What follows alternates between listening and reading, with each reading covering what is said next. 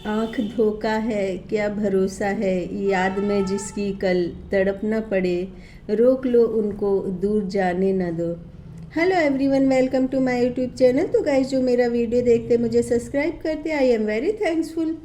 तो मैं मनीषा से कहना चाहूँगी कि आप अपनी ज़िंदगी का कोई भी फैसला जल्दबाजी में या गुस्से के आवेश में आकर ना लें, क्योंकि यदि आप सचिन से आसानी से तलाक नहीं लेना चाहती हैं तो इसके लिए आप दोनों पति पत्नी को कोर्ट में वकील को एक दूसरे के खिलाफ झूठे सच्चे कई सारे साक्ष्य पेश करने होंगे। मुकदमा चलेगा और भरी अदालत में आपसे ऐसे ऐसे सवाल पूछे जाएंगे कि आपकी नज़रें झुक जाएंगी और आप दोनों का सुनहरा फ्यूचर कोर्ट कचहरी के चक्कर में दम तोड़ देगा। और यदि आप दोनों एक दूसरे की सहमति से तलाक लेते हैं तो एक सिग्नेचर पर आप दोनों का तलाक हो जाएगा और हो सकता है आप दोनों अपनी अपनी लाइफ में मूव ऑन कर जाएं। लेकिन जो वक्त आप दोनों ने एक दूसरे के साथ सुकून का बिताया है, आज आप नज़रअंदाज भी कर दें, भूलने की कोशिश भी करें, तो एक वक्त ऐसा भी आ सकता है कि आप सचिन की दुनिया में वापस आना चाहें और समय ने आप लोगों को इस कदर दूर कर दिया हो कि आप समाज के नियमों में बंधकर फिर कभी एक दूसरे के करीब ना आ सके। क्योंकि सचिन से आपने अपनी पसंद से शादी की है, तो उसको देखकर, सचिन को देखकर तो बिल्कुल भी नहीं लगता कि शादी से पहले उसने कुछ भी ऐसा किया होगा कि आप उसकी तरफ खींची चली जाए, क्योंकि आपको लगा होगा कि सचिन आपका लाइफ पार्टनर बनना डिज़र्व करता है और आप दोनों ने कितने वादे किए होंगे साथ निभाने के। पति पत्नी का धर्म होता है कि यदि पति रास्ते से भटक जाए तो पत्नी सही मार्ग दिखाती है और यदि पत्नी रास्ते से भटक जाए तो पति सही मार्ग दिखाता है।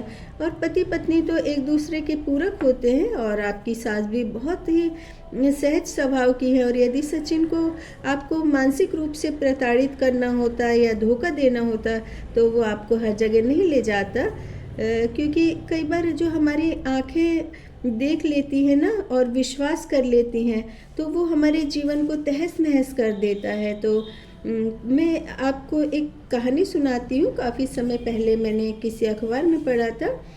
तो एक लड़की का छोटी उम्र में रिश्ता हो गया था और लड़की के पिता को लगा शायद लड़के की फैमिली में उनकी बेटी को परेशान किया जाएगा, तो उसके पिता ने फैमिली के सामने ये बात रखी। तो लड़के ने कहा, मैं इस बात की जिम्मेदारी नहीं लूँगा कि मेरे ऑफिस जाने के बाद आपकी बेटी को मेरे घर वाले परेशान करेंगे या कैसे रखेंगे।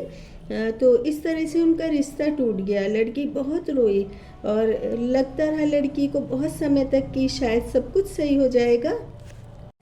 और लड़की के पिता को भी ये पता था कि जो ये रिश्ता टूटा है इससे लड़की बहुत ज़्यादा आहत हुई है और शायद ये इस दुख को कभी भी नहीं भूल पाएगी।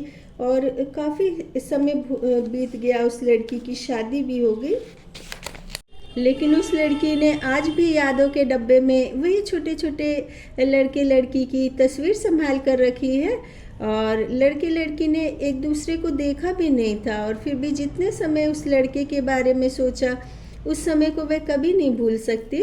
और आज यदि दोनों एक दूसरे को सामने से देखें तो पहचान भी नहीं पाएंगे, क्योंकि वो लड़का भी शादीशुदा है, उसके भी बच्चे हैं। तो आप दोनों की तो शादी हुई है, कोई अरेंज मैरिज नहीं है। और सचिन की मदर को आप अपनी मम्मी की तरह प्यार करती हैं। कितना प्यारा सा परिवार है आपका।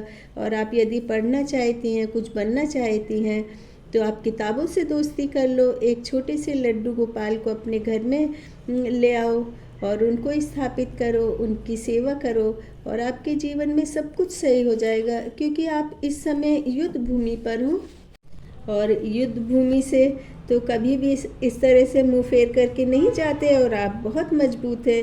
और इसलिए भगवान ने ये देखने के लिए कि आप कितना संघर्ष कर सकती हैं, किस तरह से परिस्थितियों से बाहर निकल सकती हैं, तो आपको ये जिम्मेदारी सौंपी है। और मैंने देखा है कि आप बहुत ज़्यादा परिश्रमी हैं और अपने पति की फैमिली के साथ मिलकर के इस परेशानी से निकले, क्योंकि युद्ध भूमि में रहकर संघर्ष करना और विजय पाना ही एक हिंदू महिला का सशक्त रूप है।